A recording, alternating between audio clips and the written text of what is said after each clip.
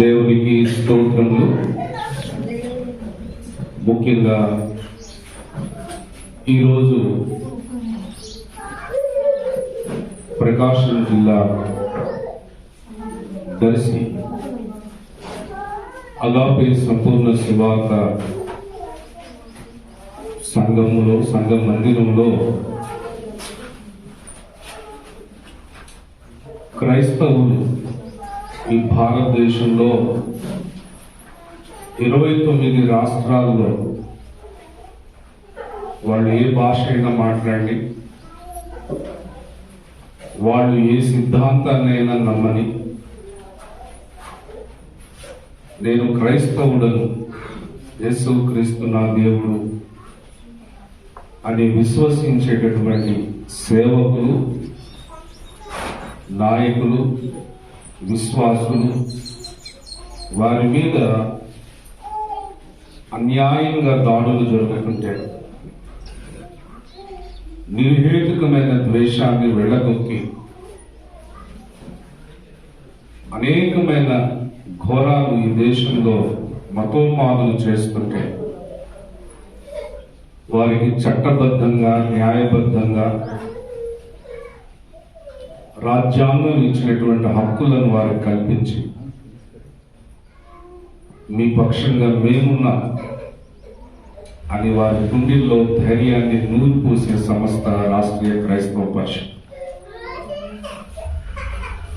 అటువంటి రాష్ట్రీయ క్రైస్తవ పరిషత్ పరిచర్యలు ఆంధ్ర రాష్ట్రము, తెలంగాణలోనే కాకుండా భారతదేశంలో ఆయా రాష్ట్రాల్లో క్రైస్తవ మందిరాల మీద, క్రైస్తవ నాయకుల మీద, లేదా క్రిస్టియన్ నన్స్ మీద, అంటే క్రైస్తవ సన్యాసినుల మీద మానభంగాలు చేస్తున్నప్పుడు రాష్ట్రీయ క్రైస్తవ పరిషత్ తన వంతు తాను పోరాటం చేస్తూ వస్తుంది. 2004 అంటే దాదాపు 18 సంవత్సరాలుగా మరి క్రైస్తవ సమాజ అభివృద్ధికి, సంక్షేమానికి, భద్రతకు ఈనాడు ఒక చిహ్నంగా రాష్ట్రీయ క్రైస్తవ పరిషత్ ఈ దేశంలో పనిచేస్తుంది అని మీకు తెలియజేయడానికి సంతోషిస్తున్నా. ఇటువంటి విశిష్టత కలిగినటువంటి ఈ ఆర్గనైజేషన్ని ప్రకాశం జిల్లాలోని ప్రతి మండలానికి, ప్రతి మండలంలోని ప్రతి గ్రామానికి క్షేత్రస్థాయి వరకు తీసుకెళ్ళాలని అనే ఒక శుభ సంకల్పంతో ఈనాడు ఇక్కడ ఏర్పాటు చేసిన రాష్ట్రీయ క్రైస్తవ పరిషత్ సభను ఏర్పాటు చేసిన నిర్వాహకులందరినీ కూడా పేరు పేరు చొప్పున నేను అభినందిస్తున్నాను. మనందరం కూడా చప్పట్లు కొట్టి వారికి అభినందనలు తెలియజేస్తున్నాం. దేవుని యందు ప్రియులరా, బైబిలు సారాంశం అంతా కూడా, అంటే బైబిల్ అంతటిని 2 ముక్కల్లో చెప్పాయా అంటే యేసు ప్రభువు వారు ఏం చెప్పారు? దేవుణ్ణి పూర్ణ హృదయంతో, పూర్ణాత్మతో, పూర్ణ మనసుతో దేవుణ్ణి ప్రేమించాడు. అదొకటి. రెండవది ఏం చెప్పాడు? నిన్ను వలే నీ పొరుగు వాడిని ప్రేమించు.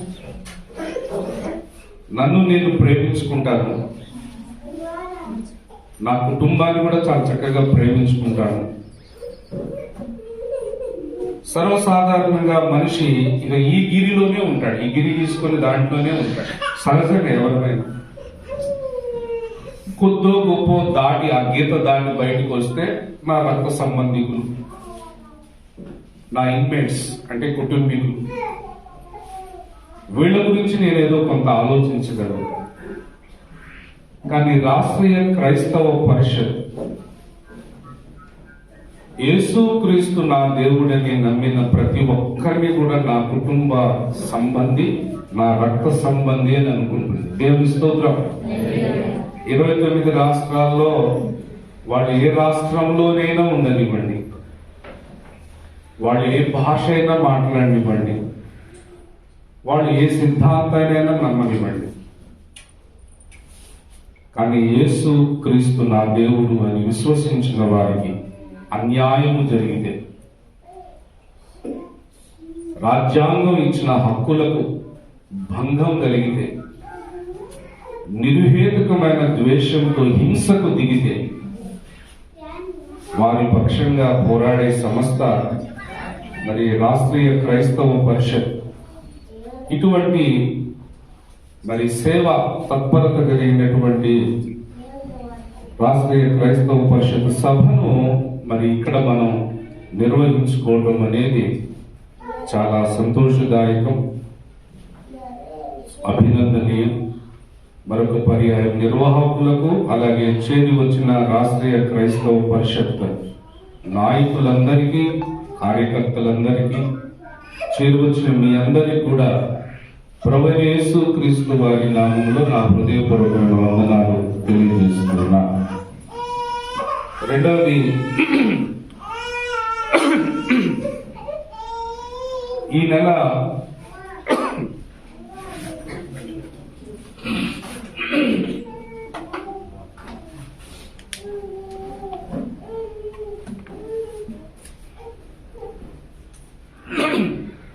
ఈ నెల 26వ తారీఖున విజయవాడలో మరి సిలువ బొట్టు ఉద్యమ సభ మనం ఏర్పాటు చేస్తా ఉన్నాం. కృష్ణా, గుంటూరు, ప్రకాశం, పశ్చిమ గోదావరి 4 జిల్లాల్లో రాష్ట్రీయ క్రైస్తవ పరిషత్ లేదా అగాపే సంఘాలు సేవకులు, విశ్వాసులతో మరి ఆ రోజు విజయవాడ అందరూ రావాలి. నిజంగా యేసు క్రీస్తు నా దేవుడు, ఓఫిల్ గారు నా ఆత్మీయ తండ్రి, దేవుని మాట, ప్రవక్త మాట నాకొక శిరోశాసనం అని భావించే ప్రతి ఒక్క సేవకుడు, ప్రతి ఒక్క విశ్వాసి ఆ రోజు మార్చి 26వ తారీఖు విజయవాడ రావాలి. ఎందుకు అంటే 100 కోట్ల మంది భారతీయులు నిజమైన దేవుణ్ణి ఎరుగని స్థితిలో ఉన్నారు. సత్యదేవుడు యేసుక్రీస్తే అని కొంతమందికి తెలిసినా వారుకున్న కట్టుబాట్లు, ప్రతిబంధకాలు, ఆచార వ్యవహారాలు, సాంప్రదాయాలు వారిని క్రీస్తులోనికి రానియకుండా అడ్డుకుంటున్నాయి. దీనికి యేసుక్రీస్తు నా దేవుడని విశ్వసించిన తర్వాత కూడా రక్షణకు ఏవేవైతే ఆటంకాలుగా ఉన్నాయో వాటినన్నిటినీ తీసేసి మరి రక్షణ మార్గంలోకి 100 కోట్ల మంది భారతీయులను మనం రక్షణలోనికి నడిపించుకోవాల్సిన ఆవశ్యకత ఉంది. దానిలో భాగమే మనం ఇప్పుడు సిలువ బొట్టు ఉద్యమ సభ అని మనం అయ్యగారు ఇచ్చిన పిలుపుని తీసుకుని ముందుకు వెళ్తున్నాం. ఒక రకంగా చెప్పాలంటే మార్చి 26 క్రియాపూర్వకంగా పర్ణశాలల పండుగ మనం సెలబ్రేట్ చేసుకోం. పర్ణశాలల పండుగ అంటే అర్థమైంది ఏమండి? ఆ రోజు ఇశ్రాయేలుల పురములోనికి, పట్టణాల్లోనికి, గ్రామాల్లోనికి వెళ్తే ఒక్కడు మీకు కనపడదు.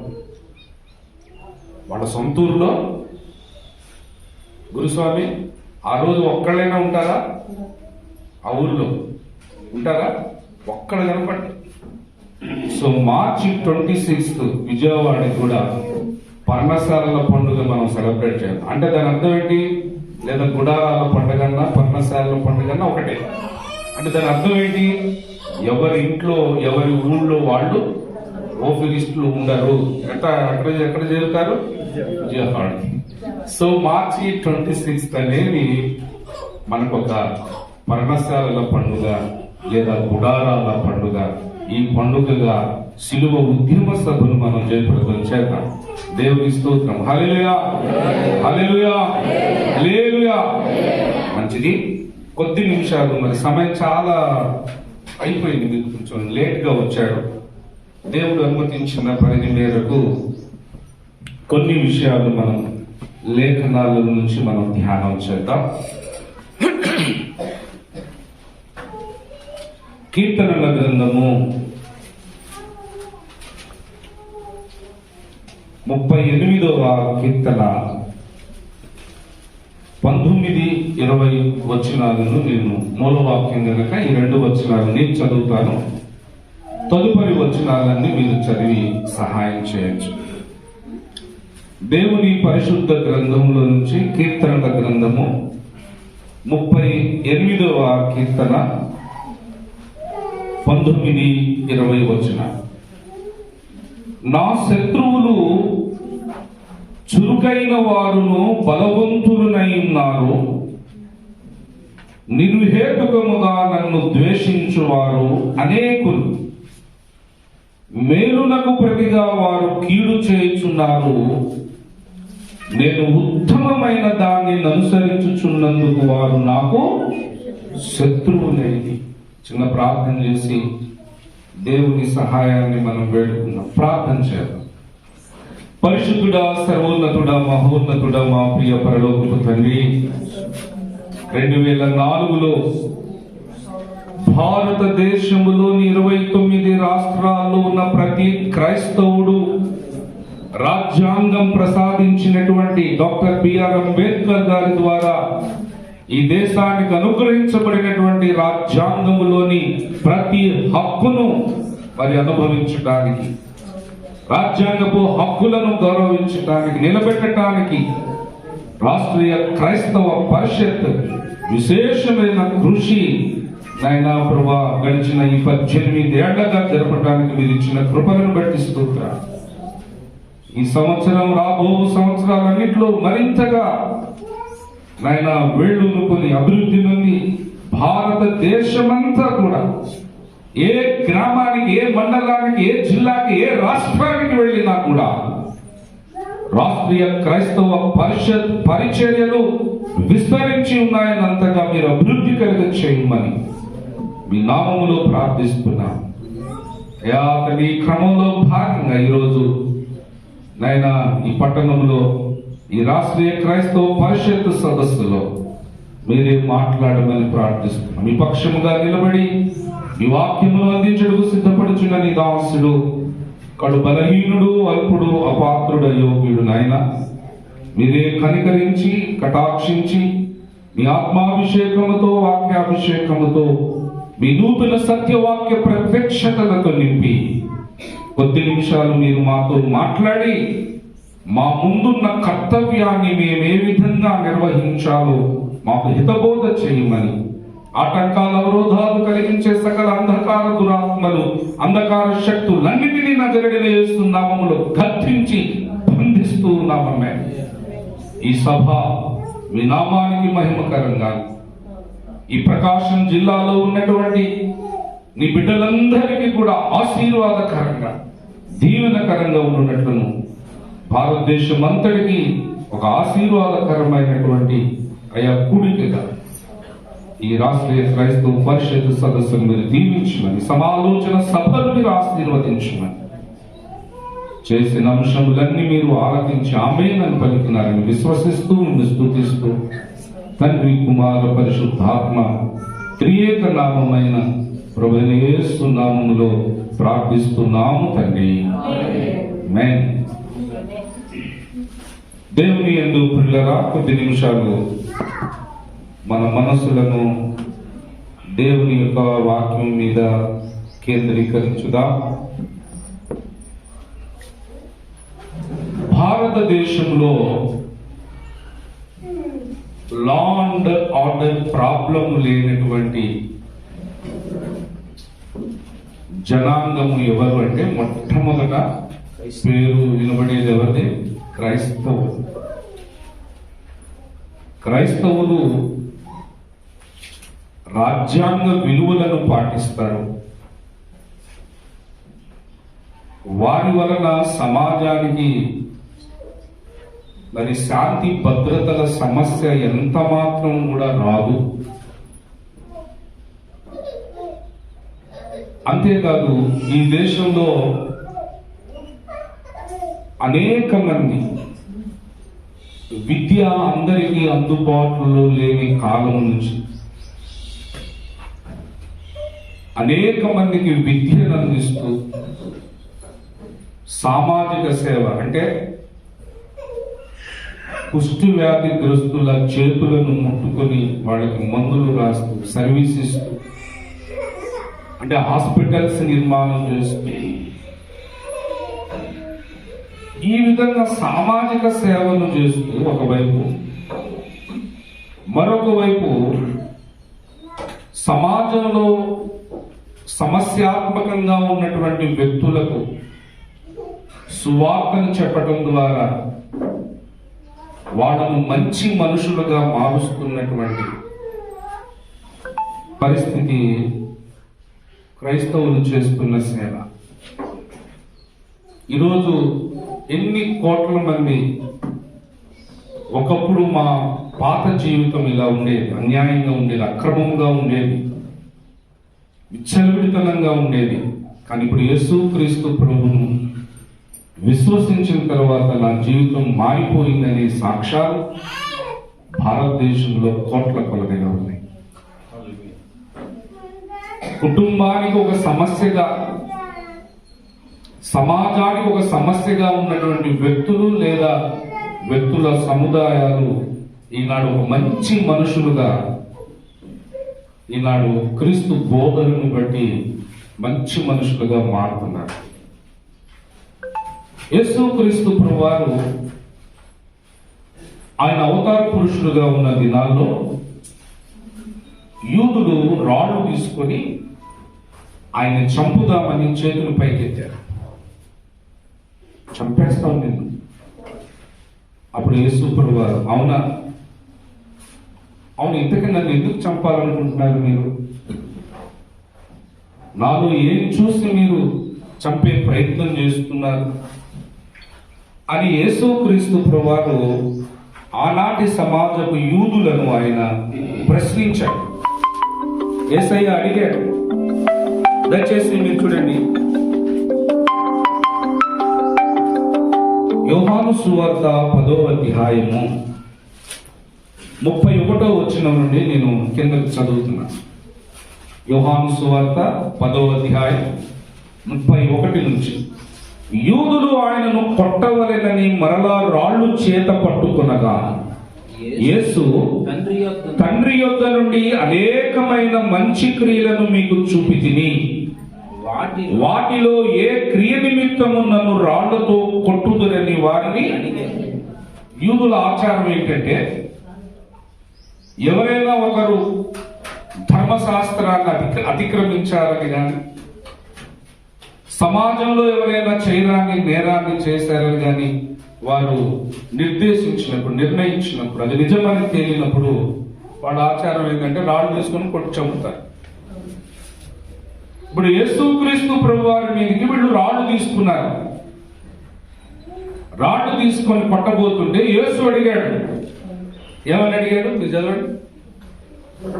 ఏమని అడిగాడు యేసు ప్రభువారు వారిని? నేను అనేకమైన మంచి క్రియలు మీకు చూపాను కదా, అందుకు కొడతారన్నట్టు మీరు. ఈనాడు రాష్ట్రీయ క్రైస్తవ పరిషత్తు కూడా ఇదే ప్రశ్నిస్తుంది మతోన్మాదులను. క్రైస్తవులు ఈ దేశ ప్రజలకు విద్యను చెప్పినందుకు మీరు కొడుతున్నారా? క్రైస్తవులు మంచి మంచి హాస్పిటల్స్ కట్టి సమాజ సేవ చేస్తున్నందుకు మీరు కొడుతున్నారా? ఆనాడు యేసు ప్రశ్నించాడు, ఏ క్రియ నిమిత్తము మీరు నన్ను రాళ్లతో కొడతారు? చెప్పండి. మంచి క్రియలు చేశారు, అందుకు కొడతారా మీరు నన్ను? ఈనాడు క్రైస్తవులు చేస్తుంది ఏంటి? మరలా చెప్తున్నాను, వీళ్ళ వలన లా అండ్ ఆర్డర్ ప్రాబ్లం లేదు, శాంతి భద్రతల సమస్య లేదు. క్రైస్తవుల వలన సమాజానికి ఎంతో సామాజిక సేవ జరుగుతూ ఉంది. క్రైస్తవులు ప్రేమను పంచుతారు. గ్రాహం స్టెయిన్స్ గారిని ఒరిస్సాలో ఆయన్ని ఆయన పిల్లలిద్దరిని పెట్రోల్ పోసి కాల్చి చంపేశాడు. తన భార్యని అడిగారు, అమ్మా మరి వీళ్ళని శిక్షించడానికి మీరు కేసు వేసి కోర్టులో కేసు వేసి మీరు శిక్ష పడేటట్లు చేద్దామంటే ఆవిడేమన్నారు, వాళ్ళని శిక్షించాల్సిన అవసరము ఏమి లేదండి అని ఆవిడ క్రీస్తు ప్రేమను చాటారు.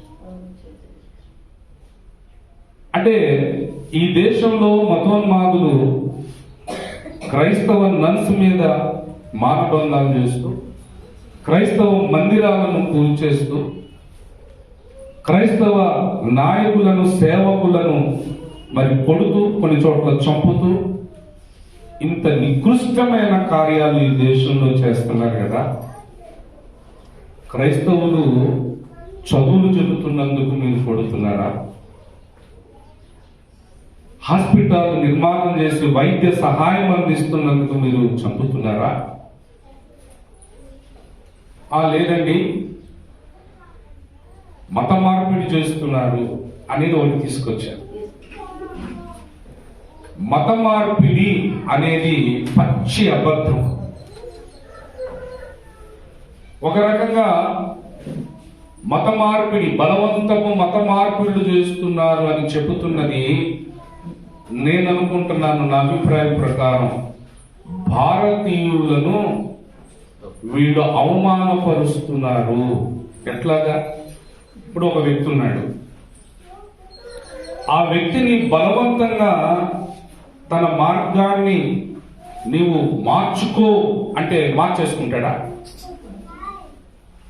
అంటే భారతీయులు అంత అమాయకుల, అంత పిచ్చోళ్ళ? ఎవరేం చెప్పేస్తే దాన్ని నమ్మేసేసి తలకాయ ఊపేసి వెనకాల వెళ్ళిపోతారా? మరి మీరు ఏం చెప్తున్నారు? బలవంతంగా మార్చేస్తున్నారు. ఏ ఒక్క వ్యక్తి ఏ ఒక్కరి బలవంతానికి లొంగడు, అవసరం లేదు. దేవుని యందు పిల్లరా, భారతీయులు ఆత్మాభిమానం కలిగినటువంటి ప్రజలు. వాళ్ళ సెల్ఫ్ రెస్పెక్ట్ ఉంటుంది, వాళ్ళ అభిప్రాయాలు, వాళ్ళ ఉద్దేశాలు వాళ్ళు రెస్పెక్ట్ చేసుకుంటారు. అంతేగాని ఒక వ్యక్తి వచ్చేసి మీరు ఇలా చేయండి బలవంతం చేస్తే తన ఆత్మాభిమానాన్ని చంపుకొని ఆ బలవంతానికి లొంగిపోతున్నారని అవమానపరుస్తున్నారు, బలవంతపు మత మార్పిడి చేస్తున్నారని చెప్పేవాడు. కానీ మన భారతీయులు ఆత్మాభిమానం కలిగిన వాడు, తెలివి కలిగిన వాడు, జ్ఞానవంతులు. వాళ్ళకి తెలుసు, వాళ్ళ ఎదుటికి కొన్ని అంశాలు లేదా ఒక సువార్త లేదా ఒక సత్యము లేదా కొన్ని సంగతులు వచ్చినప్పుడు తను ఆలోచించుకుంటాడు.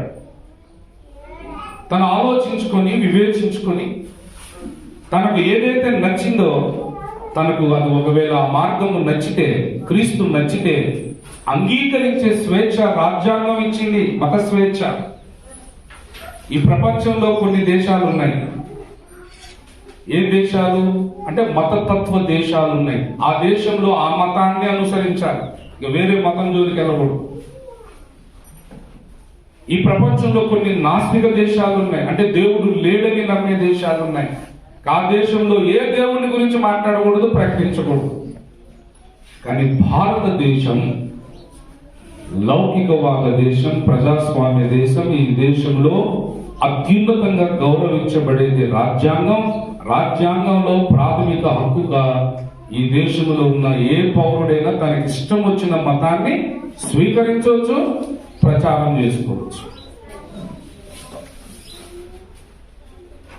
కాబట్టి ఒక వ్యక్తి దృష్టికి యేసుక్రీస్తు ప్రభువారిని గురించిన అంశం వచ్చినప్పుడు తనకు నచ్చింది అనుకోండి, తను ఇష్టపడి తను అంగీకరిస్తే అది బలవంతపు మత మార్పిడి ఎలా అవుతుంది? కొన్ని ఎవరైనా అటువంటి సాక్ష్యాలు చెప్పిన సందర్భాలు ఉన్నాయా? ఉట్టిదే ఒక అబద్ధాన్ని నిజంగా ప్రచారం చేస్తూ మతోన్మాదులు మరి సామాజిక సేవ చేస్తూ ప్రేమను పంచుతూ సమాజానికి మేలు చేస్తున్నటువంటి ఈ వర్గము మీద నిర్హేతుకమైన ద్వేషాన్ని వాళ్ళు నింపుకొని పనిచేస్తున్నారు. అదే మనం చదివాం కీర్తనల గ్రంథంలో 38వ కీర్తనలో కీర్తనకారుడైన దావీదు తన తరములో కూడా ఈ అనుభవాన్ని తాను అనుభవించాడు.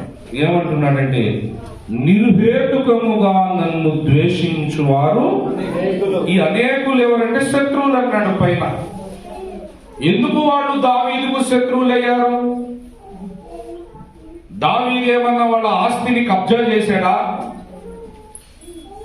వాళ్ళకేమైనా అన్యాయం చేశాడా?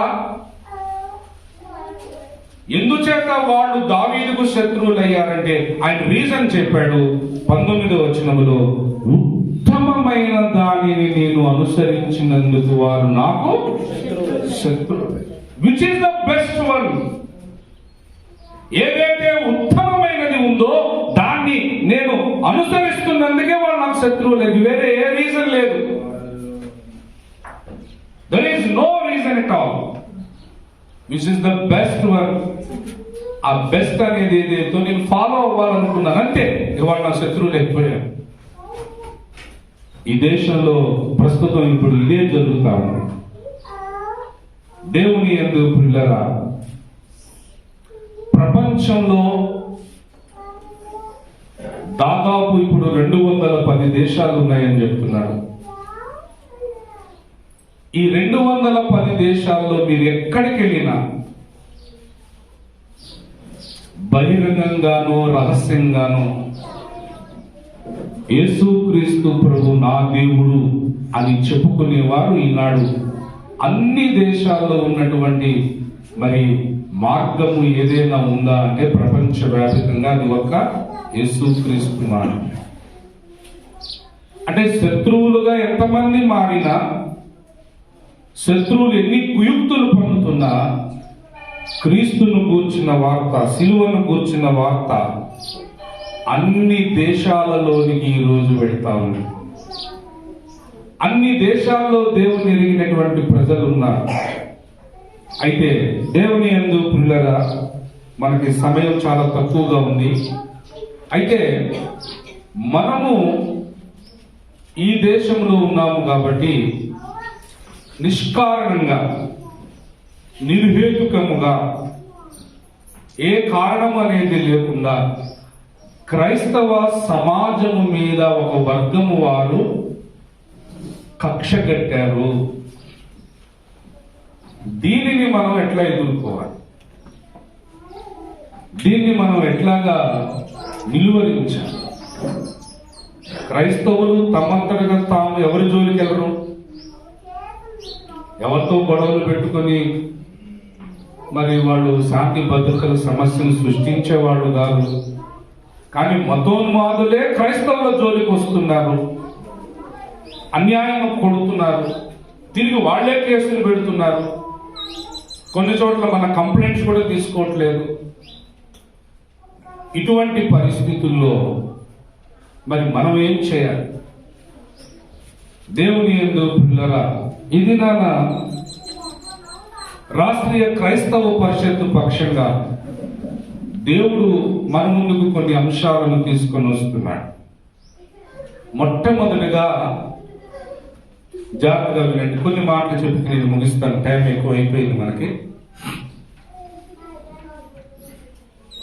బైబిల్ గ్రంథంలో సంఘమును దేవుడు ఇల్లుతో పోల్చాడు. దేంతో పోల్చాడండి? ఇల్లుతో పోల్చాడు. ఆ ఇల్లుతో పోల్చిన దాన్ని బైబిల్ గ్రంథంలో మనం చూడొచ్చు. 2 వచనాలు చూడండి. అపోస్తుడైనటువంటి పౌలు కొలసీలకు రాసిన పత్రిక 2వ అధ్యాయం 6-7 వచనాల్లో అంటాడు, కావున మీరు ప్రభు అయిన క్రీస్తును అంగీకరించిన విధముగా ఆయన యందు వేరు పారిన వారై మనం ఎలా కట్టబడుతున్నాం అంటే ఇంటి వలె కట్టబడుచు, మనం ఇంటి వలె కట్టబడుచున్నాము అన్నాడు. అలాగే హెబ్రీయులకు రాసినటువంటి పత్రిక 3వ అధ్యాయము 6వ వచనంలో కూడా, అయితే క్రీస్తు కుమారుడై ఉండి ఆయన ఇంటి మీద నమ్మకంగా ఉన్నాడు, ధైర్యమును నిరీక్షణ వలని ఉత్సాహమును తుదమట్టుకు స్థిరముగా చేపట్టిన ఎడల so we are the house of the God. మనమే ఆయన ఇల్లు. అంటే సంఘమును బైబిల్ గ్రంథములో దేవుడు దేనితో పోలుస్తున్నాడు? కొరింథీయులకు రాసిన మొదటి పత్రిక 3వ అధ్యాయం 9వ వచనములో ఆయన అంటాడు, మేము దేవుని జతపని వారమై ఉన్నాము, మీరు దేవుని వ్యవసాయమును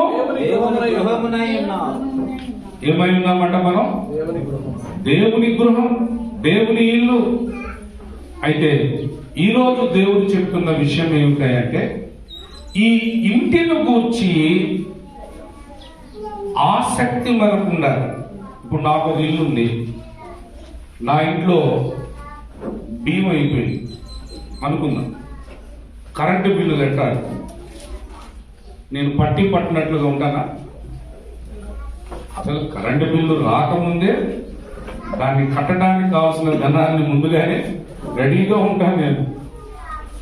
అసలు వంటగదిలో ఏ పదార్థాలు అయిపోతున్నాయని అవగాహన వస్తుందో ముందుగా రెడీగా ఉంటాను. పిల్లల ఫీజులు కట్టాలి, స్కూల్ ఫీజులు కట్టాలి, బుక్స్ కావాలి, యూనిఫామ్స్ కావాలి, ఏదైనా వాటికి నాకు ఉంది, నా ఇంట్లో ఏదో ఒక అవసరత ఉంది అన్నప్పుడు నేను నిర్లక్ష్యంగా ఉంటానండి. ఉంటానా? ఎవరైనా ఉంటారు అట్లా? ఉంటారండి అని మీరు చెప్తే అది మనం లక్ష్యం చేయాల్సినంత శాతం ఉండదు. అలా నిర్లక్ష్యంగా ఉండేవాళ్ళు ఎక్కడో సమాజంలో ఉంటారు. కానీ ఎక్కువ మంది తమ ఇంటిని గూర్చి చాలా జాగ్రత్తగా, కేర్ఫుల్గా, శ్రద్ధ కలిగిన వారుగా అత్యధికులు ఉంటారు. సో మన ఇంటిని గూర్చినటువంటి ఆసక్తి అంత అధిక మొత్తంలో ఉంటే, ఇప్పుడు దేవుని సంఘాన్ని దేంతో పోల్చాడు? అమ్మా మీకు చెప్పాలి, దేంతో పోల్చాడు? Very good. మరి ఈ ఇంటిని కూర్చున్న ఆసక్తి మనకు ఉండాలా లేదా? ఎక్కువ ఉండాలి. చదువుదాం. 69వ కీర్తన 9వ వచనాన్ని మీరు చదవండి. కీర్తన గ్రంథము 69వ కీర్తన 9వ వచనం.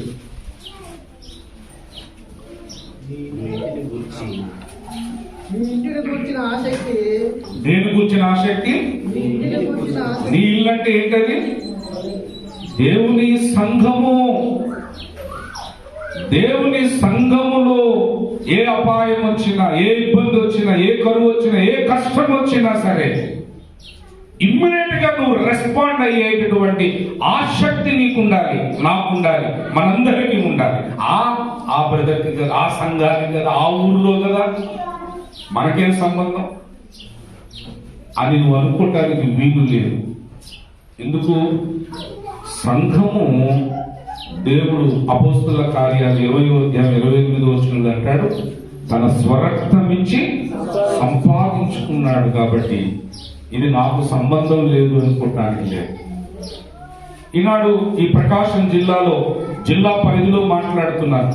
ఏ మండలంలో జరిగినా అది నా తమ్ముడుకు, నా అన్నకు, నా అక్కకు, నా చెల్లికు జరిగినంతగా నువ్వు రియాక్ట్ అవ్వాలి, స్పందించాలి. ఇది నా దేవుడు చెప్తున్నాడు. ఎందుకు స్పందించాలి అంటే, నా కుటుంబ సభ్యుడు, సంఘమంతా నా ఇల్లు. ఒక ఇంట్లో 10 మంది ఉంటారు అనుకోండి. పాత రోజుల్లో ఇక అట్లా ఉండేవాళ్ళు. ఒక 100 ఏళ్ళు 50 ఏళ్ళు ఉమ్మడి కుటుంబాలు ఉండేవి. ఇప్పుడంతా పెళ్లి కాగానే పద అంటుంది, సెపరేట్. మనం నెల రోజులే ఇంట్లో ఉండేది, నెక్స్ట్ మంత్ వేరే ఇల్లు వెతుక్కోవాల్సిందే. కల్చర్ ఎట్లా అయిపోయింది. పాత రోజుల్లో పిల్లలే ఆస్తి అనుకొని 10 మంది, 12 మంది, 15 మందిని కనేవాడు. నేను ఒక అన్నని అడిగాను, ఆయన చాలా పేదరికంలో ఉన్నాడు, సేవకుడు. అప్పుడు నా వయసు 20 ఏళ్ళు, అంటే దాదాపు 32 ఏళ్ల క్రితం. ఆ పాస్టర్ గారిని అన్నా అంటాను, అన్నా నువ్వు బతకటమే కష్టం కదా, ఇంతమంది పిల్లలు కన్నావేంటి? ఏ పూటకు ఆ పూటకి ఎత్తుక్కుంటున్నాడు ఆయన. నేను 20 ఏళ్ల వయసులో కూడా ఆయన కొంత సహాయం చేసేవాడిని, డబ్బుని. అంటే అప్పుగా, ఏదో దాతృత్వంగా కాదు. తప్పుడు 1000 రూపాయలు ఏంటి, లేకపోతే ఒక 5000 ఉంటే ఇవ్వని అడిగేవాడు. నాకు ఆ రోజుల్లో కూడా డబ్బులు ఉండేవి. నేను డబ్బులు ఇచ్చేవాడిని, ఆయన ఏదో ఒక పని చేసుకొని మళ్ళీ నాకు రిటర్న్ ఇచ్చేసేవాడు. నేను ఇవ్వటం, ఆయన వాడుకోవటం, మళ్ళీ ఆయనకు వచ్చినప్పుడు నాకు ఇచ్చేయటం, చిన్న చిన్న పని చేశాడు. బిజినెస్గా. అది చూస్తూ నాకు అడగాలనిపించింది, అన్న ఇంత ఇబ్బందులు ఉన్నప్పుడు ఇంతమంది పిల్లలు ఎందుకు అన్నావు అంటే ఒకళ్ళు కానీ ఇద్దరు కానీ ఉంటే బాగుండేది కదా. ప్రతి పూటకు ఎదుర్కోవాల్సిందే, ప్రతిరోజు ఎదుర్కోవాల్సిందే. అంత ఎందుకన్నా ఇబ్బంది అంటే ఆయన అన్నాడు, తమ్ముడా నాకు విజయవాడలో భూములు లేవు, బిల్డింగ్లు లేవు, పొలాలు లేవు, వ్యాపారాలు లేవు, ఈ పిల్లలే నా ఆస్తాయా అన్నాడు. నిజమే, ఈ రోజున ఆ పిల్లలందరూ వెళ్ళి సెటిల్ అయ్యి మంచి పొజిషన్లో సెటిల్ అయిపోయారు. దేవుని స్తోత్రం.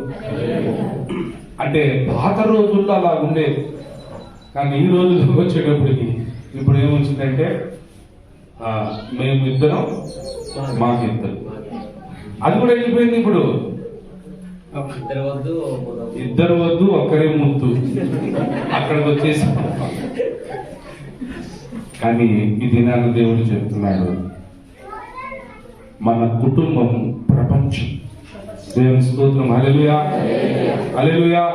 యేసు క్రీస్తు నా దేవుడు అని విశ్వసించిన వాళ్ళు ఎవరైనా సరే, ముందే చెప్పారు, వాళ్ళు ఏ సిద్ధాంతాన్ని నమ్ముకొని, అది వేరే విషయం, దాని సంగతి తర్వాత. వాళ్ళ బోర్డు ఏదైనా ఉండని అనవసరం, చర్చి బోర్డు ఏదైనా పెట్టుకొని, సిద్ధాంతం ఏదైనా కానీ, అతడు క్రీస్తును నమ్ముకున్నాడు, విశ్వాసి అంటే చాలు, అతడు నా బంధువు, నా రక్త సంబంధి, నా కుటుంబ సభ్యుడు, అతడు నా సహోదరుడు, నా సహోదరి అనే ప్రేమ నరనరాన్ని జీర్ణించుకోగలిగినప్పుడు మనలో స్పందన వస్తుంది. ఎక్కడ బ్రదర్ అంట, నా సంఘం అంట, మనమే హ్యాపీగానే ఉన్నాం కదా అంటే, రేపు నీ దగ్గరకు వచ్చేటప్పటికి కానీ నీకు అర్థం కాదు, అప్పటికే చాలా నష్టమైపోతుంది. అందుకే ఈ దినాన్న దేవుడు ఈ సదస్సులో ఏం చెప్తున్నాడంటే, దేవుని సంఘము అంటే ఏదో ఒక బోర్డు పెట్టుకొని ఉన్న సంఘమే సంఘం కాదు.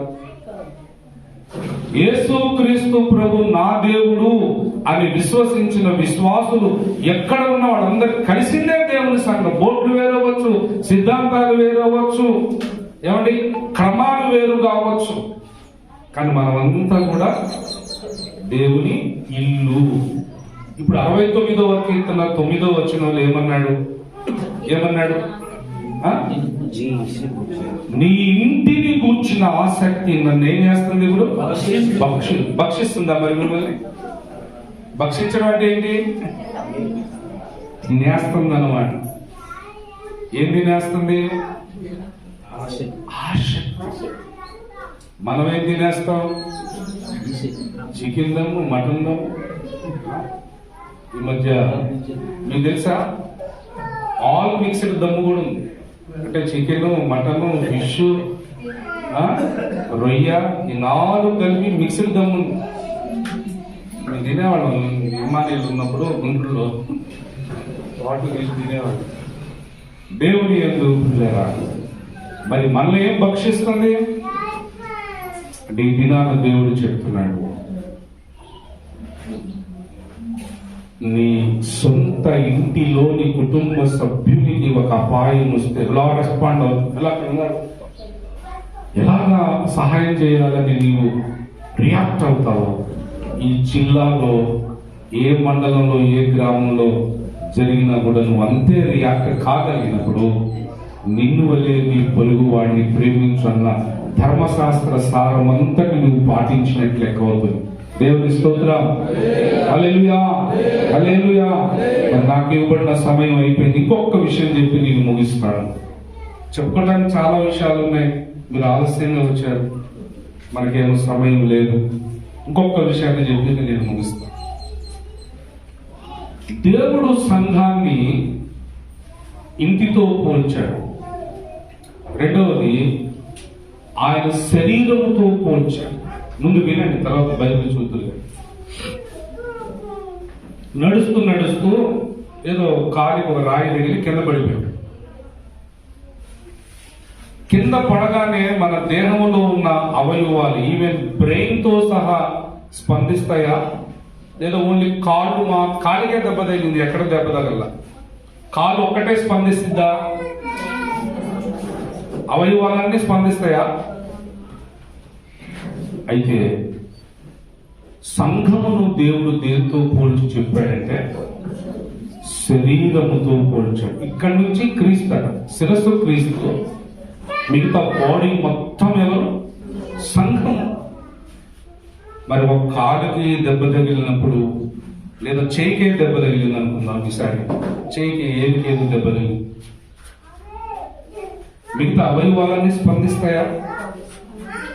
ఆ చేతితో మనకి సంబంధం ఏమో కాలు అనుకుంటున్నాం, ఆ కాళ్ళతో మనకే సంబంధం చేతులు అనుకుంటాయా? లేదు. దేవుడు సంఘమును దేంతో పోల్చాడంటే చూద్దాం. మీరు చూడండి, అపోస్తుడైన పౌలు కొరింథీయులకు రాసినటువంటి మొదటి పత్రిక 12వ అధ్యాయము 12వ వచనం నుంచి కిందకు మనం చదువుదాం. మీరు చదవండి అమ్మా. ఎలాగూ శరీరము ఏకమై ఉన్నను, చదివేయండి. అనేకమైన అవయవములు కలిగి ఉన్నదో, ఎలాగూ శరీరం యొక్క అవయవములన్నీ అనేకములై ఉన్నను, ఒక శరీరమై ఉన్నవో, అలాగే క్రీస్తు ఉన్నాడు. దేవుని యందు పిల్లరా, ఇక్కడ ఏం చెప్తున్నాడంటే శరీరము అనేక అవయవాలు కలిగి ఉన్నది, కానీ ఎన్ని అవయవాలు కలిగి ఉన్నా ఒక్క శరీరముగా ఎలా ఉందో క్రీస్తు కూడా అట్లాగే ఉన్నాడు అని మీరు అక్కడి నుంచి కిందకి వరకు చదివితే మీకు అర్థం. మనకి సమయం లేదు, మీరు ఇంటికి వెళ్ళి చదువుకోండి. కొలసీలకు రాసిన పత్రిక మొదటి అధ్యాయం, అపోస్తుడైన పౌలు కొలసీలకు రాసిన పత్రిక మొదటి అధ్యాయం 18వ వచనం. సంఘము అను శరీరమునకు ఆయనే శిరస్సు. సంఘము అను శరీరము అంటే సంఘాన్ని ఇక్కడ దేంతో పోలుస్తున్నాడు? బాడీ. శిరస్సు మాత్రం క్రీస్తు. కాబట్టి రెండవ విషయం చెప్తున్నాడు, మన దేహానికి చేతికి ఎన్ని వేళ్ళు ఉన్నాయండి? 5. చేతులకు ఎన్ని ఉన్నాయి? పని మొత్తం ఎన్ని వేళ్ళు బాడీలో? 20 వేలు. ఆ 20 వేళ్లలో చివరిన చిటికిన వేలకి దెబ్బ తగిలింది అనుకున్నాం, స్పందన లేకుండా ఉంటుందా బాడీ మొత్తం? దేహములో ఏ చిన్న అవయవానికి ఇబ్బంది వచ్చినా మిగతా అవయవాలన్నీ కూడా రెస్పాండ్ అయిపోతాయి. మరి ఇప్పుడు కొలసీ 1:18లో సంఘమును ఆయన దేంతో పోల్చాడు? శరీరము. అంటే క్రీస్తునందు విశ్వాసం ఉంచిన విశ్వాసులందరినీ దేవుడు ఇప్పుడు దేంతో పోల్చాడనమాట? శరీరం. ఈ శరీరంలో ఒక సంఘానికి ఎక్కడో ఈ మండలంలో, ఈ జిల్లాలోని ఏదో ఒక మండలంలో ఒక సంఘానికి ఒక ప్రమాదం మతోన్మాదులు చేశారు. అప్పుడు మిగతా సంఘాలన్నీ కూడా ఏమవ్వాలి? రెస్పాండ్ అవ్వాలి కదా. దేవుడు చెప్పిన అర్థం అదే. అక్కడ మండలంలో ఎక్కడో మనకెందుకు లేదు బ్రదర్ పాస్టర్ గారు అని అనుకుంటే అది దేవుని శరీరమేనా? దేవుని సంఘమేనా? దేవుని ఆలోచనలు నెరవేర్చబడే పరిస్థితేనా? అందుకే ఈ దినాన్ని దేవుడు చెప్తున్నాడు, దేవుని ఇంటిని కూర్చిన ఆసక్తి ఉండాలి. దేవుని శరీరములో ఏ అవయవానికి ఏ ఇబ్బంది కలిగినా కూడా దాని గురించి వెంటనే మనము స్పందించేటటువంటి అవకాశం. ఇంకా మరి 2:30 క్లోజ్ చేయమన్నారు. ఇంకొక పాయింట్ చెప్పి నేను ముగిస్తాను. 2 పాయింట్లు మనం చెప్పుకోగలిగా, ఇంకొక పాయింట్ నేను చెప్పి ముగిస్తాను. This is the final one. దేవుని సంఘము, జాగ్రత్తగా వినండి, ఇది ఆఖరి మాట. దేవుని సంఘము ఎలాగున ఉండాలి అంటే బైబిల్ గ్రంథం చూద్దాం. మనకు అన్నిటిలో వివేకము అనేది ఉండాలి అంట. ఏముండాలంటే మనకి? మత్తయి సువార్త 10వ అధ్యాయం 16వ వచనం మీరు చదవండి. ఇది ఆఖరి వచనం, మనం ముగించుకుందాం. 10:16. ఇదిగో తోడేళ్ల మధ్యకు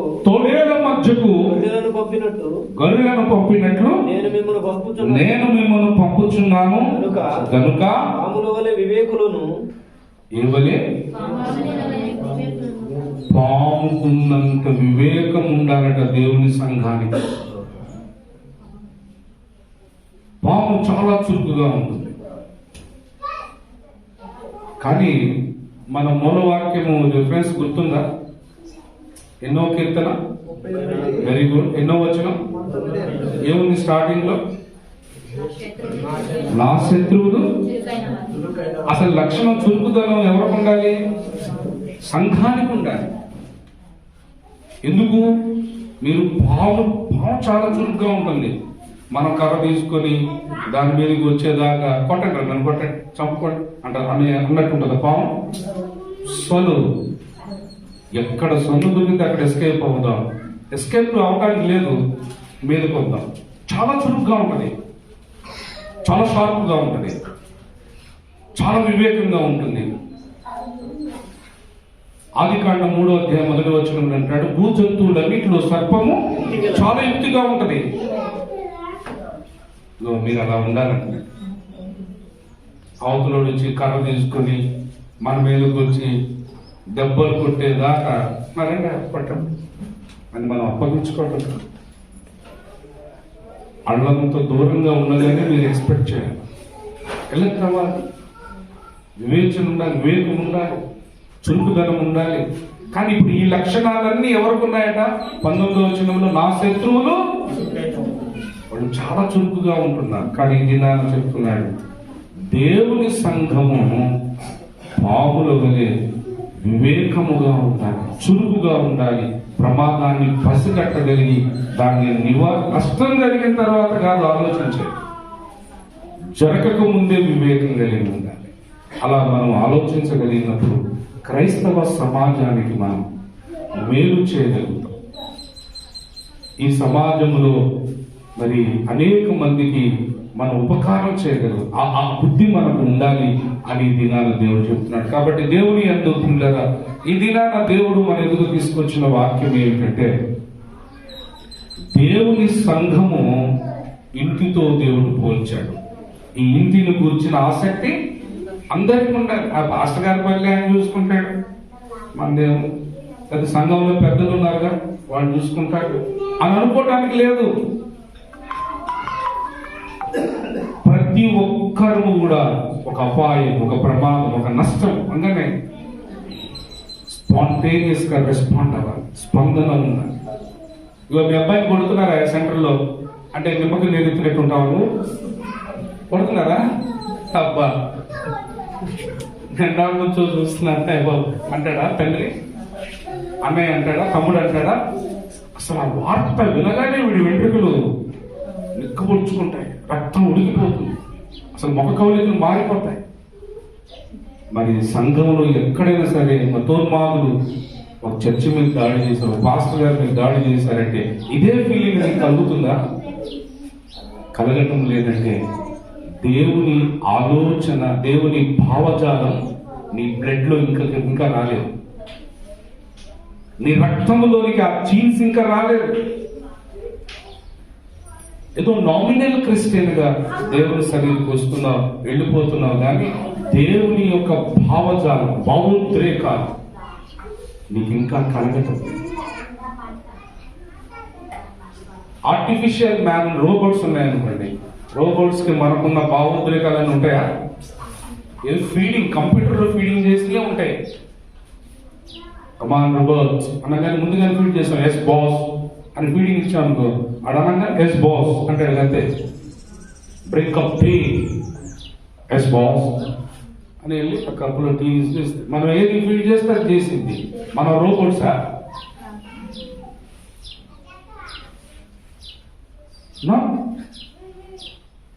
క్రీస్తుకు ఎటువంటి భావోద్రేకాలు ఉంటాయో, దేవుని మందిరము పశువుల సంత అయినప్పుడు ఆయన చూస్తూ ఊరుకున్నాడా? కోపము అనే భావోద్రేకం బయటకు వచ్చేసింది. ఆయనే తాడు తీసుకొని కొరడాలు ఆయనే చేసుకొని కొరడాలు చూపించాడు, బల్లలు ఇసిరేసాడు, డబ్బులు ఇసిరేసాడు. తీసుకుపోవడం ఇక్కడ నుంచి నా తండ్రి ఇంటిని వ్యాపారపు ఇల్లుగా తెలియజేసిన ఉగ్రుడైపోయాడు. నీ సాటి సహోదరుని దాడి చేస్తుంటే, నీ రక్త సంబంధి మీద అన్యాయముగా దెబ్బలు పడుతుంటే నీకు కొంచెం కూడా స్పందన లేదంటే క్రీస్తు మనసులో ఏమున్నట్టు? మనకు ఫిలిప్పీ 2:5 ప్రకారం క్రీస్తు యేసునకు కలిగిన ఈ మనసు ఏ? అందుకే రాష్ట్రీయ క్రైస్తవ పరిషత్ నిన్ను వలె నీ పొరుగు వాడిని ప్రేమించు అనేది క్రియాపూర్వకంగా చూపిస్తుంది.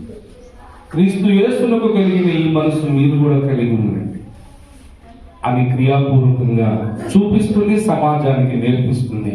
సో ఈ విధంగా మన ఊర్లోనే కాదు, ప్రతి మండలంలో ఇలాంటి భావజాలం కలిగిన వారిని మనం తయారు చేయాలి. ఇలాంటి స్పిరిట్తో మనం నింపాలి. ఏ మండలంలో, ఏ గ్రామంలో క్రైస్తవ మందిరాల మీద, సేవకుల మీద, నాయకుల మీద, విశ్వాసుల మీద దాడి జరిగిన నా ఇంటి మీద జరిగినట్టే, నా తమ్ముడు జరిగినట్టే, నా చెల్లికి జరిగినట్టే అనే భావజాలం క్రీస్తు భావజాలం. అది మనలో పునిపుచ్చుకోగలిగితే దేవుని యందు ప్రియులారా, మనం ఒక మొర్దెకై అవుతాం, మనం ఒక నెహెమీయా అవుతాం, మనం ఒక పౌలు అవుతాం. ఈ సమాజానికి అలాంటి వారిని మనం తయారు చేయాలి. క్రీస్తు సమాజ క్షేమాభివృద్ధి కొరకు మొర్దెకైలాగా, నెహెమీయాలాగా, దానియేలులాగా నిరంతరం ప్రయాసపడాలి. ఈ ప్రయాసానికి న్యాయపీఠం ఎదుట మనందరికీ బహుమానం ఉంటుంది. అటువంటి బహుమానాలతో దేవుడు మనం ఆశీర్వదించును కాక. ఆమె ప్రార్థన చేసుకుందాం. చిన్న ప్రార్థన. పరిశుద్ధుడా, సర్వోన్నతుడా, మహోన్నతుడా, 2004లో 18 సంవత్సరాల క్రితం ప్రారంభించబడిన రాష్ట్రీయ క్రైస్తవ పరిషత్ నాయన క్రైస్తవ సమాజ అభివృద్ధికి, క్షేమానికి చట్టబద్ధంగా, న్యాయబద్ధంగా నాయన వారి పక్షంగా పోరాడటానికి మీరు ఏర్పరిచిన ఈ రాష్ట్రీయ క్రైస్తవ పరిషత్ నాయన ఈ ప్రకాశం జిల్లాలో ప్రతి మండలమునకు, ప్రతి మండలంలోని ప్రతి గ్రామానికి మేము తీసుకుని వెళ్ళటానికి, క్రైస్తవుల వైపు చూడాలంటే వెన్నులో వణుకు పుట్టే విధంగా ఓఫీర్ దండును, ఆర్కేపీ దళములనైన ఈ జిల్లాలో బలోపేతము చేయడానికి మాకెంత అభిషేకము, ఎన్ని కృపలు, ఎంత బలం, ఎన్ని వనరులు కావాలో అవన్నీ సమృద్ధిగా మీరు దయచేయమని, మా నడుములు కట్టి ముందుకు మీరు నడిపించమని నాయన, మీరే మమ్మల్ని అన్ని విధాలు దీవించమని ప్రార్థిస్తున్నాం. ముఖ్యంగా ఈరోజు దర్శనంలో ఈ ఆర్కేపీ సభను ఏర్పాటు చేయటంలో ఎందరూ తమ హస్తాలను చాపారు, ఎందరూ తమ గుప్పిలను విప్పారు, ఎందరూ ఈ పరిచర్యలో పాలిభాగస్తులై ఉన్నారో ప్రతి ఒక్కరిని పేరు పేరు చొప్పున దీవించి ఆశీర్వదించి మరింతగా దేవుని ఇంటిని కూర్చున్న ఆసక్తి మేము కలిగిన వారమై ప్రభువా తండ్రి, క్రీస్తు శిరస్సుగా ఉండి బాడీగా ఉన్న సంఘ క్షేమాభివృద్ధి కొరకై నాయన మేమందరం పాముల వలె వివేకులుగా ఉంటూ క్రీస్తు సమాజ క్షేమాభివృద్ధికి మా వంతు మేము అహర్నిశలు ప్రయాసపడే భాగ్యవంతుల పట్టికలో మా పేరులను మీరు చేర్చి మమ్మల్ని దీవించమని అర్థిస్తూ చేసిన అంశములన్నీ మీరు ఆలకించి ఆమేన్ అని పలికినారని విశ్వసిస్తూ నిన్ను స్తుతిస్తూ తండ్రి, కుమార, పరిశుద్ధాత్మ త్రియేక నామమని యేసు నామములో ప్రార్థిస్తున్నాము తండ్రి. ఆమేన్. థాంక్యూ. దేవునికి స్తోత్రం. హల్లెలూయా. చేతులు పైకి చెప్తాం హల్లెలూయా. మంచిది. మరి సమయంలో దేవుడు దైవ సేవకులను వాడుకొని సంఘమునకు కావలసిన వాక్కులు దేవుడు దయచేశారు. అటువంటి ప్రత్యక్షత మరి పొందుకొని మనకు అనుగ్రహించినటువంటి దైవ సేవకులు ఓపెన్ మినిస్ట్రీస్ ఇంటర్నేషనల్, అలాగే రాష్ట్రీయ క్రైస్తవ పరిషత్ మరి నేషనల్ వైస్ ప్రెసిడెంట్ అయినటువంటి దయాసాగర్ పాస్ గారికి ప్రత్యేకంగా తెలియజేసుకుంటున్నాను. అలాగే మరి ఈ సమయాన్ని ఇంకా మరి సత్యానంద పాస్ దక్షిణ కోస్తాంధ్ర శాఖ మరి 3 జిల్లాలను చూసుకుంటున్న దైవజనులు నూతన కమిటీని నియమించడానికి వారికి సమయం. దేవునికి మహిమ కలుగును గాక. హల్లెలూయా. హల్లెలూయా.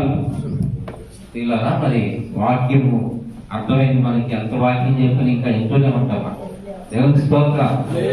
అయితే ఏది చెప్పాలో అది సమయోచితమైన ఆలోచన, వివేచన కలిగిన దైవజనులు దేవుడు మనకి ఇచ్చాడు. దేవునికి స్తోత్రం.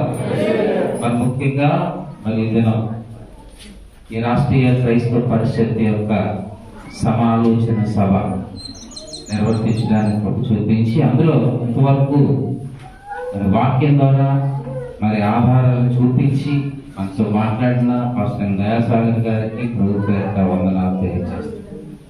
అలాగే ఒక నియమం అనేది ఉంటుంది అనమాట. కుటుంబం ఉంది, ఒక కుటుంబం కదా. ఆ కుటుంబంలో పెద్ద ఎవరు ఉంటారండి? ఎవరు ఉంటారు? మేమేనండి అలాంటి చెప్పండి. ఇంటి యజమానుడు ఉన్నప్పుడు యజమానుడే ఆయనకు ఒక పని చేతనైనా చేత కాకపోయినా ఆయన స్థానం ఆయనకు ఉంటుంది, అవునా? ఆ తర్వాతే మిగతా మన స్థానం. అలాగే ప్రతి దానికి కొన్ని స్థానాలు, కొన్ని పద్ధతులు నియమించబడ్డాయి. ఆ నియమించబడిన విధానం ఇప్పుడు మనకి స్థానిక దైవ సేవకులు ఉన్నారు. స్థానిక దైవ సేవకులు మరి శ్రీనివాస్ నాయక్ వారిని అనుసరించి మిగతా సహదాసులుగా మిగతా అందరు కూడా ఉన్నారు. ఇప్పుడు సేవకుడు ఉన్నతమైన స్థానంలో ఒక ధనము, డబ్బు ఇవన్నీ వచ్చేది సేవకుడు కాదు కదా, దేవుడు ఏర్పాటు చేయాలి. దేవుడికి స్తోత్రం. అప్పుడు మనం ఏమంటాం? ఆయన దైవజనుడు. దేవుడికి స్తోత్రం. ఆయన ఆస్తి ఉన్నవాడైనా, పేరు పద్ధతి ఉన్నవాడైనా, లేనివాడైనా ఆయన దేవుని సేవకుడు అంటాం. దేవుడికి స్తోత్రం. మన భాష ఇది. అలాగే మన యొక్క భారత రాజ్యాంగ ప్రకారంగా మన దేశపు ఆ చట్టాల ప్రకారంగా కొన్ని నియమాలు అనేవి ఉన్నాయన్నమాట. దేవుడికి స్తోత్రం. రాష్ట్రీయ క్రైస్తవ పరిషత్ అనే దానికి ప్రధాన అధ్యక్షులుగా ఉన్నటువంటి మన నాయకుడు, మన ఆత్మీయ తండ్రి అద్దంకి రంజిత్ ఓపిరయ్య గారు. దేవుడికి స్తోత్రం. ఆయన స్థాపకుడు, ఆయన దీన్ని కొనసాగిస్తూ ఉన్నాడు. ఆయన ఆధ్వర్యంలో కొన్ని పని చేసేవాడు. దైవజనులు మనమే కొంతమంది పని చేసేవాడు. సంఘానికి వచ్చేవాళ్ళు ఆ పని చేస్తామా లేదా? ఏ పని? పరిచయం చేస్తాం. ఆ పరిచయం చేసే దాంట్లో ఒక నియమం, ఒక పెద్దగా నియమించారు. ఇదంతా బాధ్యత అంతా నీదే. అప్పుడు నీకు ఒక బాధ్యత ఉంటుంది. అలాగే ఈ రాష్ట్రీయ క్రైస్తవ పరిస్థితి యొక్క ఈ నియమాలలో ఒక పద్ధతి ఉంది కనుక ఈ జిల్లా అధికార ప్రతినిధిగా మరి కాటూరి ఏషియాను నియమించడం జరిగింది. దేవునికి స్తోత్రం. ఆ కుమారుడు లేదా దైవ సేవకుడు మరి చక్కగా మరి రాష్ట్రీయ క్రైస్తవ పరిషత్ యొక్క విధి విధానాలను మరి నిర్వర్తిస్తూ ఉన్నాడు. ఆయన ఆధ్వర్యంలో మిగతాప్పుడు పనిచేసేవాడు కావాలి. దేనికే నాకు బాగా బలం ఉందండి, ఒక 50 కేజీల బరువు నేను ఎత్తుకోగలుగుతాను, బాగా బలం ఉంది. కానీ ఒకడు బలహీనుడిగా ఉన్నాడు, వాడు ఎత్తుకోలేడు. బలం ఉన్నవాడు ఏం చేయాలా? ఆ బలహీనుడు మీద బరువు పెట్టాలా? కెత్తాడు. బలం ఉన్నవాడు, జ్ఞానం ఉన్నవాడు, పని చేయగలిగినటువంటి వాడు దేవుని యొక్క పని సంపూర్ణం చేయాలి. దేవుని స్తోత్రం. అలాగున మరి అధ్యక్షుడిగా ఈ కుమారుడిని దైవ సేవకుడిని ఒత్తిడిగా నియమించారు. ఆయన ద్వారా మరి జిల్లా ఈ యొక్క ప్రకాశం డిస్టిక్ అంతా కూడా ఎన్ని మండలాలు? 52 మండలాలు, 56 మండలాలు మరి ఉన్నాయి. 56 మండలాల్లో ప్రతి మండలంలో మనం పని చేయాలి. దేవునికి స్తోత్రం. ఎలాగో చేయాలి పని అంటే ఇక్కడ స్థానిక సంఘం కట్టుకుని ఇక్కడే ఉండడం కాదు. మన సంఘం ద్వారా మనం ఒక మండలానికి సువార్త వెళ్ళిపోవాలి. దేవునికి స్తోత్రం. అలా అందరిని కలుపుకొని వెళ్ళిపోయి అక్కడ ఒకళ్ళు ఇద్దరు దొరికారు, వాళ్ళ కొరకు మనలో వెళ్తాం, ప్రార్థన చేస్తాం. అక్కడ ఆ మండలం మనం వశపరుచుకుంటాం. ఆ మండలంలో ఒక దైవజనుడిని, ఒక నాయకుడిని అధ్యక్షుడిగా నియమిస్తాం. దేవునికి స్తోత్రం. అంటే వాళ్ళు పనిచేయడం కొరకు అలాగున నియమించడం జరిగింది ఏషియాను. ఆ తర్వాత మరి మిగతా కమిటీ సభ్యులు ఉంటారు అన్నమాట వెనకాతల. మరి చాలా మంది ఉన్నారు దైవజనులు ఇక్కడ, అందరూ అందుబాటులో లేరు, వాళ్ళు ఉద్యోగాలు ఇచ్చే రాలేని పరిస్థితి ఏర్పడింది కనుక వారిని కూడా ఇక్కడ నియమించడం జరిగింది. ఆ విషయంలో ఒక మాట మీకు తెలియచెప్పడం జరిగింది. ఇప్పుడు కమిటీలు మండల పరంగా మన సేవకులు చాలా మంది ఉన్నారు కదా, వాళ్ళందరినీ కూడా కమిటీలు వేస్తే వాళ్ళు గ్రామ స్థాయి కమిటీలు కూడా వేయడానికి అవకాశాలు ఉన్నాయి. చిన్న కొంచెం ఒక 5 నిమిషాలు ఈ కార్యక్రమం అయిపోతుంది, మనం ప్రార్థన చేసుకోలేక ముగించుకుందాం. మొట్టమొదటిగా మరి కాటూరి ఏషియాను ఈ యొక్క జిల్లా ఈ జిల్లా అధికార ప్రతినిధిగా పనిచేస్తున్నాడు, మన మనిషి ఉన్నాడు. అలాగే మరి ఓఎంఐలో ఉంటూ మరి అధ్యక్షుడిగా ఉన్నటువంటి కరుణాకర్ మాస్టర్ గారు ఓఎంఐలో ఉన్నారు. అలాగే ఇక్కడ వైస్ ప్రెసిడెంట్ గా ఆయన కూడా ప్రమోట్ చేశారు. మరి దైవజనులు నిన్న వచ్చారు అక్కడికి, మరి ఈ సమయం రాలేకపోయారు. అలాగే వారిని నియమించడం జరిగింది వైస్ ప్రెసిడెంట్ గా. అందరు గుర్తు పెట్టుకోండి. రెండవదిగా దైవ సేవకుడు ఎల్లమంది పాస్టర్ గారు, ఆయన కూడా సహా ప్రెసిడెంట్ గా వైస్ ప్రెసిడెంట్ గా నియమించడం జరిగింది. వారు ఇక్కడికి రావాలని అవసరం.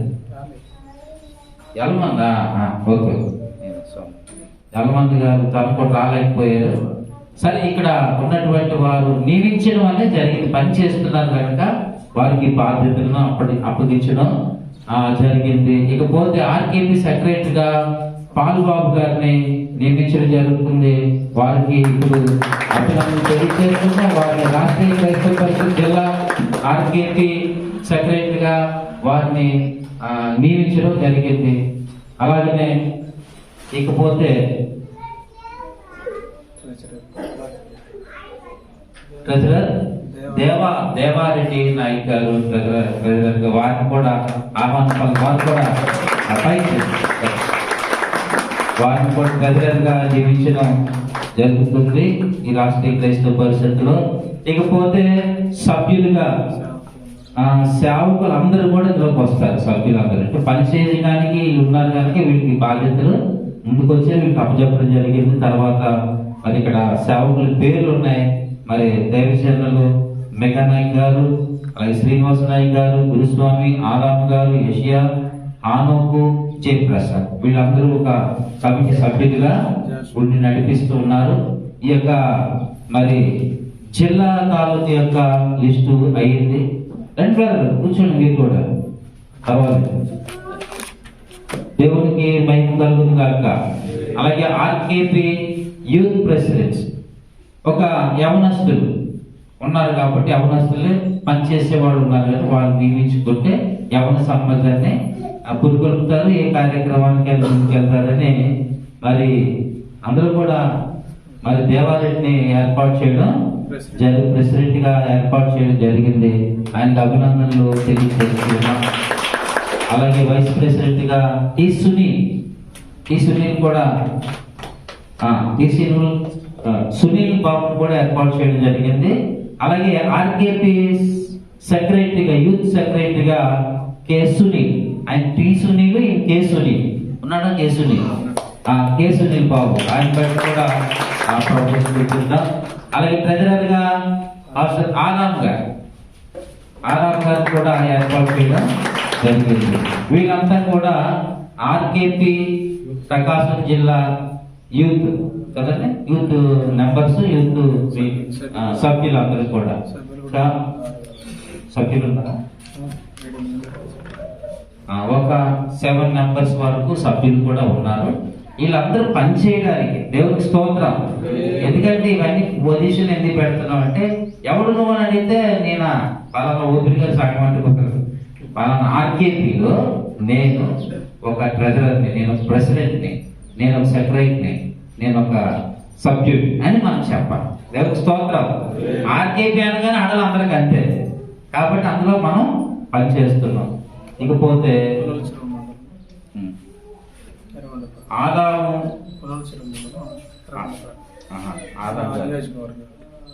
ఓకే, అయితే ఆదాం గారిని ఎక్కడ నియమించడం జరుగుతుందంటే వారున్న మండలంలోనే ఆదాం గారిని పుల్లల చెరువు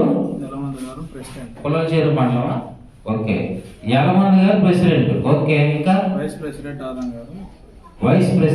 ఆదాం గారు, ట్రెజరర్ వచ్చేసరికి సెక్రటరీ వచ్చేసరికి నాగేష్. ఓకే, ప్రకాష్ వచ్చేసరికి ట్రెజరర్, మిగతా ఓకే, మిగతా సభ్యులా? ఓకే, అందరినీ కూడా ఈ యొక్క సందర్భంలో ఈ సమాలోచన సభలో ఆర్కేపీ సమాలోచన సభలో నియమించడం వల్ల జరిగింది. బాధ్యతలు ఇస్తే పనిచేస్తారు. అయ్యగారు చెప్పారు, బాధ్యతలు ఇస్తే పనిచేస్తారు. గొప్పైనా పనిచేసేవాళ్ళు చాలా మంది ఉన్నారు. స్తోత్రం. నాకంటూ ఒక ఐడెంటిఫై అంటే ఒక అడ్రస్ ఉండాలి, నేను పలానా విషయంలో పనిచేస్తున్నాను చెప్పుకోవడానికి. ఇప్పుడు రాష్ట్రీయ క్రైస్తవ పరిషత్ తరఫున మనం పనిచేస్తున్నాం. ఎవరికైనా ఎక్కడైనా అన్యాయం, చర్చిల మీద దాడి జరిగిన సువార్త ఆపడానికి చూసేది, అప్పుడు మనం వెళ్ళాం. అప్పుడు యూత్ వస్తుంది. ఇక్కడ మిగతా ఉన్న వాళ్ళందరూ కూడా కలుసుకొని వాటి మీద ఏ నిర్ణయాలు తీసుకొని కంప్లైంట్ చేసి రాజ్యాంగ వారిని కేసు పెట్టాలో అవన్నీ మనం చేయగలం. దేవుని స్తోత్రం. ఒక్కడి వల్ల కాని పని ఈ రాష్ట్రీయ క్రైస్తవ పరిషత్ అనే ఈ సంస్థ ద్వారా మన కార్యకర్తల ద్వారా సభ్యుల ద్వారా కార్యక్రమం జరుగుతాయి. దేవుని స్తోత్రం. కాబట్టి ఈ విషయాలన్నీ కూడా ఈ దినం నిర్ణయించడం జరిగింది. ఇంకా కూడా మరి ఎంతమంది అయితే సభ్యులు ఇప్పుడు ఉన్నటువంటి వారిని మనం నిర్ణయించామో ఇంకా రాగల దినములకు 56 మండలాలు విస్తరించడానికి ప్రయత్నం చేయాలి. మీకు ఒక మాట నేను చెప్తున్నాను, అంటే మేమందరినీ ఒక పని కాదు, దయాసాగర్ గారు ఉన్నారంటే ఒక పని కాదు, ఆయనకి చాలా పనులు ఉన్నాయి. మరి నేషనల్ లెవెల్ ఇంటర్నేషనల్ లో పరిచర్య ఉంది, అలాగే మేము కూడా నేషనల్ లెవెల్ లో పరిచర్య చేస్తున్నాం. ఇవన్నీ చేస్తూ రాష్ట్రీయ క్రైస్తవ పరిషత్ యొక్క లీడర్స్ గా మేము ఉన్నాం కనుక మీరు మీ మండలాల్లో మీరు ఒకవేళ ఈ రాష్ట్రీయ క్రైస్తవ పరిషత్ సభను ఒకవేళ పెడితే అక్కడ యేసయ్య గురించి చెప్పొచ్చు, రాష్ట్రీయ క్రైస్తవ పరిషత్ గురించి కూడా చెప్పొచ్చు. ఇప్పుడు వాక్యం చెప్పారు కదా, వాక్యం చెప్పారు విన్నారా? ఆ వాక్యం చెప్తాం, మళ్ళీ యేసయ్య గురించి చెప్తాం, రాష్ట్రీయ క్రైస్తవ పరిషత్ సభ్యులుగా చేస్తాం. అలాగే 56 మండలాలు కూడా మేము రావడానికి, నేను కూడా రావడానికి మరి పాస్టర్ ఎస్ఐ గారికి అధ్యక్షులైన వారికి చెప్తున్నాను, నేను కూడా మీకు సహకారిగా ఉండొచ్చు పనిచేయడానికి, ఇంకా వాళ్ళందరినీ ఎడ్యుకేట్ చేయడానికి కూడా మేము రావడానికి సిద్ధంగా ఉన్నామని తెలియజేస్తున్నాం. మీ జిల్లా పరిధిలో మీరున్న ప్రాంతంలో మీరు మీటింగ్ పెట్టండి, మీరున్న పరిసరాల్లో మీరు మీటింగ్ పెట్టండి, మేము తప్పకుండా మేము వస్తాం, అక్కడ అందరినీ ఎడ్యుకేట్ చేస్తాం. మనం అందరినీ యేసు వైపు నడిపిద్దాం, ఆర్కేపీ నడిపిద్దాం, సామాజిక న్యాయం జరిగేటట్టు చూసే బాధ్యత మన మీద ఉంది. ఆ విధమైన కార్యక్రమాలన్నీ చేయడానికి ఇప్పుడు ఈ కమిటీ మీటింగ్లు ఏర్పాటు చేయడం, ఆ కమిటీ సభ్యులకు ఏర్పాటు చేయడం జరిగింది. ఇంకా రాగల దినములకు మీరు అందరూ అలా పని చేయాలని ప్రభుత్వం మనం చేస్తూ ఈయన మాటలు నేను ముగిస్తున్నాను. ఇంకెవరున్నా చేయవలసిందే? ఓకే, ప్రార్థన చేసుకుందాం. చివరిగా ప్రార్థన చేసుకుందాం. చివర ప్రార్థనలో మనం ఏకీపిద్దాం. స్తోత్రములు ఆయన పరిశుద్ధుడైన మా తండ్రి, నీకు వందనాలు, స్తోత్రాలు చెల్లిస్తున్నాం. భూమి మీద నీ కార్యము సంకల్పము సంపూర్ణంగా నెరవేరడానికి మీరు ఆది నుంచి ఏ ప్రణాళిక కలిగి ఉన్నారు, ఆ ప్రణాళికలు మీరు జరిగించడానికి పూనుకున్నారు. కాబట్టి ఆ వరుస క్రమంలో నాయన ఈ కడవరి తరంలో నీ ప్రవక్త ద్వారా రాష్ట్రీయ క్రైస్తవ పరిషత్తును స్థాపించి ప్రభువా, అది నాయన 29 రాష్ట్రాల్లో విస్తరించి ప్రభువా, దేశమంతటా ప్రతి ప్రాంతంలో విస్తరించేలాగా మీరు కృప చూపించి, అలాగే ప్రత్యేకించి మా ఆంధ్ర రాష్ట్రంలో జిల్లాలన్నింటిలో కూడా ప్రభువా అయ్యా, ప్రతి రాష్ట్రంలో ప్రతి జిల్లాలో కూడా మండలాల్లో గ్రామాల్లో దేవా నాయన ఈ రాష్ట్రీయ క్రైస్తవ పరిషత్ సమాలోచన అవగాహన సభలు జరగడానికి ప్రభువా మీరు కృప చూపుతూ, ప్రత్యేకించి ఈ దినం దర్శి ప్రాంతంలో ప్రభువా నాయన మరియు శ్రీనివాస నాయక్ గారి ద్వారా అలాగే ఏషియా ద్వారా ప్రభువా ఇక్కడ ఉన్నటువంటి సేవకుల ద్వారా మరి ఈ దినం నాయన రాష్ట్రీయ క్రైస్తవ పరిషత్ సమాలోచన సభ నిర్వర్తించడానికి అలాగే మీరు కృప చూపించారు. ప్రారంభం మొదలుకొని ఇంతవరకు మీరు నడిపించినందుకే నీకు స్తోత్రాలు చెల్లిస్తున్నావు నాయన. దీని కొరకు అనేక మంది ప్రార్థన చేశారు ఆయన, ప్రార్థన ఆలకించి ఆ ప్రార్థన ఫలితమే మేము నమ్ముతున్నాం. మీకు స్తోత్రాలు చెల్లిస్తున్నాం తండ్రి. ఇదిగో నా తండ్రి, ఈ 56 మండలాలు ప్రభువా అయ్యా దైవ సేవకులు ప్రతి మండలానికి విస్తరించడానికి, అలాగే నాయన విశ్వాసులైన వారు కార్యకర్తలు పనిచేయడానికి మీరు కృప దయచేయమని ప్రార్థన చేస్తున్నాం తండ్రి. అయ్యా మరి మీ కృపకు అప్పచెప్పుకొచ్చున్నాం తండ్రి, మీకు స్తోత్రాలు.